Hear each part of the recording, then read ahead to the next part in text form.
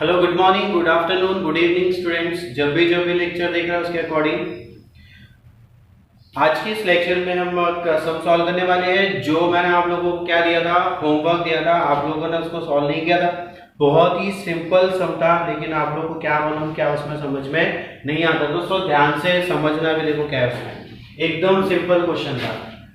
क्या दिया देखो, सबसे पहले क्वेश्चन नंबर 4 एक्सरसाइज का था, जो इसके अंदर में वीरेंद्र, देवेंद्र एंड नरेंद्र, ये तीन पार्टनर्स हैं जिनका प्रॉफिट शेयरिंग रेशियो है 3:2:1। क्या था इनका प्रॉफिट शेयरिंग रेशियो?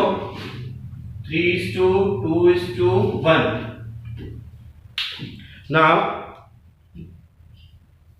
जिसके अंदर में वीरेंद्र है उसकी डेथ हो गई है और हमको क्वेश्चन में बोला है वीरेंद्र कैपिटल अकाउंट प्रिपेयर करने के लिए, मतलब कि अमाउंट पेबल टू वीरेंद्र, क्या अपना वीरेंद्र को कितना अमाउंट पेबल होगा एग्जीक्यूटर को। तो सिंपल, सबसे पहले हम आते हैं बैलेंस शीट में। बैलेंस शीट में क्या दिया देखो, लायबिलिटीज में दिया हुआ बैंक लोन जो जाएगा एसेट्स में, सॉरी लायबिलिटीज में हमने बैलेंस शीट प्रिपेयर करनी नहीं है। क्रेडिटर्स दिया वो भी जाएगा लायबिलिटी में, बिल्स पेबल दिया वो भी जाएगा लायबिलिटी के अंदर में। रिजर्व फंड दिया है, तो रिजर्व फंड जो दिया है 30,000, उस रिजर्व फंड को हम क्या करेंगे, वीरेंद्र का जो शेयर है वो कैलकुलेट करेंगे। रिजर्व फंड 30,000 दिया हुआ है, 30,000 में हमको क्या करना है, वीरेंद्र का शेयर कैलकुलेट करना है। तो जो तीन पार्टनर्स है वीरेंद्र, देवेंद्र और नरेंद्र, तो उसमें जो पहला पार्टनर है वीरेंद्र, उसका शेयर है 3। कौन सा शेयर है उसका? 3 + 2 5, 5 + 1 6, 3/6। तो इसका आंसर हम कैलकुलेट करेंगे इनटू 3/6 इज इक्वल टू 6 1 जा 6, 6 5 जा 30 एंड 30 इज इक्वल टू 15,000। तो आ गया रिजर्व फंड में उसका शेयर वीरेंद्र का 15,000। उसके पहले हम वीरेंद्र कैपिटल में लिखेंगे बाय बैलेंस ब्रॉट डाउन, ठीक है, वो बाद में लिखेंगे। पहले हम जनरल रिजर्व फंड लिख देते हैं बाय रिजर्व फंड। कितना रिजर्व फंड है उसका? 15,000। नाउ उसके बाद बैलेंस शीट में दिया हुआ है कैपिटल अकाउंट्स और उसमें वीरेंद्र का कैपिटल दिया हुआ है 90,000, इसको लिखेंगे 90,000 बैलेंस ब्रॉट डाउन के सामने। आगे चलते हैं, लायबिलिटी साइड में इतना ही दिया है। उसके बाद में आते हैं एसेट साइड में। एसेट्स में दिया है फर्नीचर जो एसेट्स में जाएगा, लैंड एंड बिल्डिंग ये भी उधर ही जाएगा एसेट्स में, मोटर कार ये भी एसेट्स में जाएगा। फिर उसके बाद सन्ड्री डेटर्स है वो भी एसेट में लिखना है, बिल रिसीवेबल उसको भी एसेट में, इन्वेस्टमेंट उसको भी एसेट में। मतलब इसमें और कोई पोस्टिंग होने वाला नहीं है बैलेंस शीट से। बैलेंस शीट से जो उसका कैपिटल दिया है वीरेंद्र का 90,000 वो लिखा, और उसमें जो उसका रिजर्व फंड दिया था, रिजर्व फंड का उसका जो शेयर आया उसको, शेयर को हमने उसको दे दिया। देने के बाद अब आगे बढ़ते हैं, आगे एडजस्टमेंट की तरफ। एडजस्टमेंट में फर्स्ट एडजस्टमेंट में पहले सबसे पहले इंफॉर्मेशन देखो क्या दिया है, मिस्टर वीरेंद्र डाइड ऑन 31 अगस्त। अगस्त में उसकी क्या हो गई है, डेथ हो गई है। और बैलेंस शीट कब की थी देखो, मार्च की दी है। सो मार्च के बाद अप्रैल मई जून जुलाई अगस्त, अप्रैल मई जून जुलाई अगस्त, अगस्त को भी हम काउंट करेंगे क्योंकि अगस्त 31 को डेथ हुई है। तो यहाँ पे कितने महीने हो जा रहे हैं, टोटल 5 मंथ्स हो जा रहे हैं। अप्रैल मई जून जुलाई अगस्त मतलब 5 महीने हो गए, ठीक है। आगे क्या बोला है,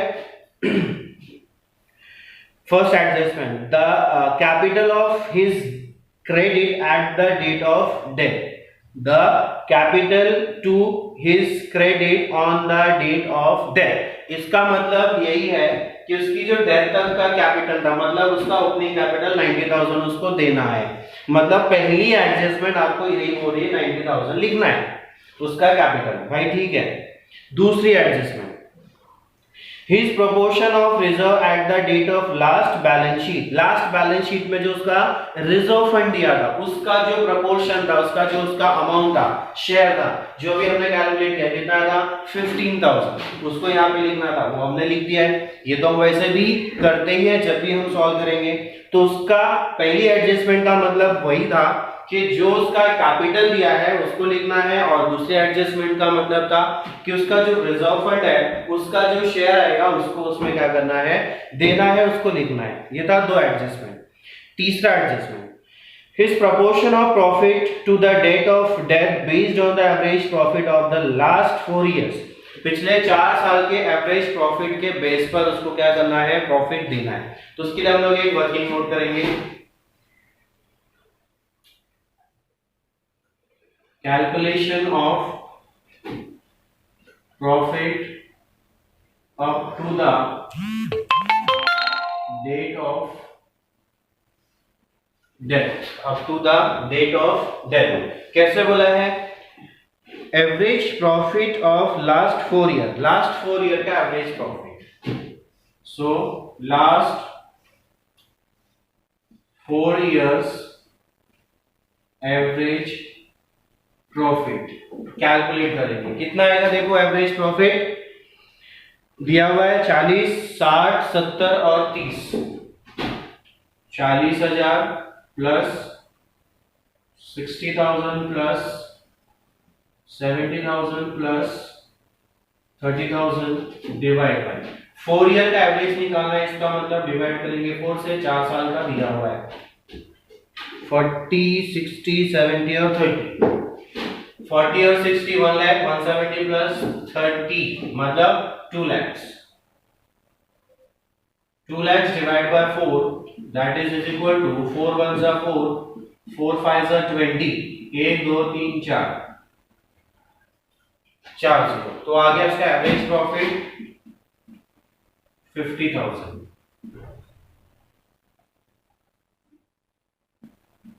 4 इयर्स। हम क्या करेंगे अब, Virendra share is equal to 50,000 into share है उसका 3/6 इंटू 5/12 इज इक्वल टू, इसको हम क्या करते हैं, शॉर्ट कर लेते हैं। 3 1 जा 3, 3 4 जा 12, 4 1 जा 4, 4 1 जा 4, बचा कितना 1 हो गया 10, 4 2 जा 10, सॉरी 4 2 जा 8, बचा कितना 2, 4 5 जा 20 एंड ये बचे अपने 2 0। एंड ये आ गया 12,500 into 1 into 5। एक काम करते हैं, पहले इसको मल्टीप्लाई कर लेते हैं। 5 0 0 5 0 0, 5 5 जा 25, कैरी किया 1, 5 2 जा 10 प्लस 2 12, कैरी हुआ 1, 5 1 जा 5 प्लस 1 6, डिवाइड बाय 6। ये अभी 6 बाकी रहा, इसको डिवाइड कर देते 6 से। सो 6 1 जा 6, 6 1 जा 6। इसके बाद में कितना 2 2 जाएगा नहीं तो आ जाएगा यहाँ पे 0।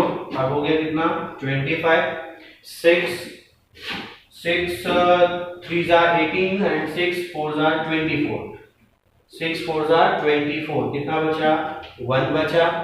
तो ये हो गया 10, 6 1 जा 6, बचा कितना 4, 6 1 जा 6, तो बचा कितना 4, 6 6 जा 36,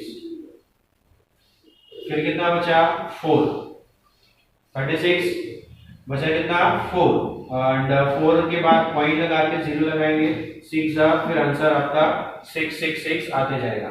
इसको हम लोग राउंड ऑफ कर देते हैं 1 0 4 1 1 0 4 1 6.66 है, इसलिए हम क्या करेंगे 16 को 17 कर देंगे। ये हो गया उसका round of.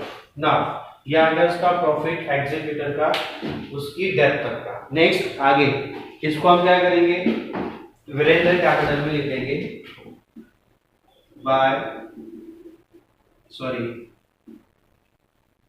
Profit and loss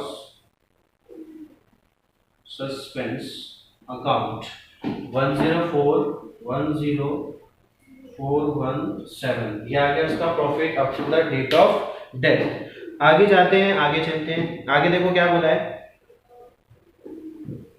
adjustment number 4, his share of goodwill should be calculated at 2 years average profit of the last 4 years.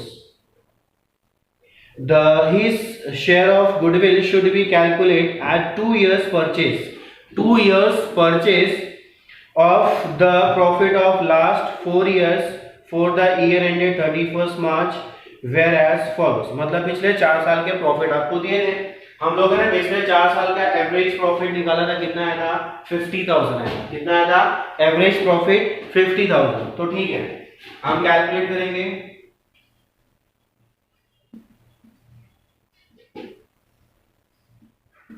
Calculation of goodwill, so goodwill is equal to last 4 years profit into number of years purchase. देखो आपको बोला 2 years purchase, यहाँ पे फॉर्मूले में आएगा number of years purchase. चलो, last 4 year का एवरेज प्रॉफिट हमने निकाला था। देखो last 4 year average profit is equal to 50,000। हम लोग यहाँ पे डायरेक्ट लिख देंगे 50,000 into number of years purchase कितना बोला था। चाहिए तो आप एवरेज प्रॉफिट निकाल के बता दो यहाँ पे, या डायरेक्ट लिख दो। नंबर ऑफ ईयर परचेज बोला था आपको 2, तो 50,000 इंटू 2 हो जाएगा 1 लाख। ये जो 1 लाख है आ गया आपका गुडविल ऑफ द फर्म। हमको क्या करना है, शेयर ऑफ वीरेंद्र का शेयर निकालना है। वीरेंद्र का शेयर निकालेंगे तो कितना आएगा 1 लाख इंटू वीरेंद्र का शेयर 3/6 आएगा 3/6 is equal to 1 lakh into 3 हो जाएगा 3 लाख डिवाइड बाय 6, 6 1 जा 6, 6 5 जा 30, 1 2 3 4, ये आगे 4 0। तो वीरेंद्र का जो शेयर है इन गुडविल वो आ गया आपका 50,000। कितना आ गया 50,000। सो वीरेंद्र शेयर आ गया गुडविल है 50,000, आ जाएगा यहाँ पे बाय गुडविल अकाउंट। ओके, अब इस सब के अंदर में कुछ भी एसेट्स, लास्ट एडजस्टमेंट दिया है, देखते क्या करना है इसमें। Mr. Virendra has drawn 3,000 per month to date of death. There is no increase and decrease in the value of assets and liability. Assets और liabilities में कोई भी increase और decrease नहीं हुआ है। इसका मतलब फिर इफेक्ट हमारा रिवैल्यूएशन में कोई जाने वाला नहीं है। इफेक्ट रिवैल्यूएशन में जाने वाला नहीं है, मतलब सिर्फ आपको एडजस्टमेंट जो दिया था वो सॉल्व करना है। पहला एडजस्टमेंट दिया था आपका कैपिटल का, जो आपको कैपिटल लिखना था बैलेंस शीट में से। दूसरा रिजर्व को डिस्ट्रीब्यूट करना था, वो आपने कर दिया। प्रॉफिट कैलकुलेट किया उसकी डेट तक का, वो आ गया आपका। गुडविल आपने निकाल दिया 50,000 उसका शेयर, ये आ गया उसके अंदर में। और लास्ट एडजस्टमेंट में बोला है कि उसने वीरेंद्र ने 3,000 रुपए पर मंथ क्या किया है, सैलरी ड्रॉइंग्स विड्रॉ किया है, एज अ विड्रॉ किया है 3,000 ड्रॉइंग। तो हम क्या करेंगे, ड्रॉइंग का इफेक्ट लिख देंगे यहाँ पे टू ड्रॉइंग्स। उसने कितना विड्रॉ किया ड्रॉइंग, देखो 3,000 पर मंथ किया है। सो 3,000 इंटू 5, कितने महीने उसने विड्रॉ किया होगा, 5 मंथ, अप्रैल मई जून जुलाई और अगस्त। सो 300 300 300 3 5 15, 3,000 into 5 that is 15,000। ये आ गया उसका ड्राइंग 15,000। ओके, नाउ आगे कुछ दिया हुआ नहीं है। अब इसके अंदर में आपको एसेट्स और लायबिलिटी में कोई रिवैल्यूएशन नहीं है, तो रिवैल्यूएशन में कुछ आने वाला नहीं है, उसको छोड़ दो। अब जो अकाउंट हमारे पास अवेलेबल है इसी को टोटल करके इसका बैलेंस क्या करना है, फाइंड करना है। नाउ 90,000 है और ये 50,000 15,000 है, इसको टोटल कर लेते हैं। सबसे पहले 90,000 प्लस 15,000 कितना हो जाएगा 1,05,000 1,05,000 प्लस 50,000 हो गया 1,55,000 1,55,000 प्लस 10,000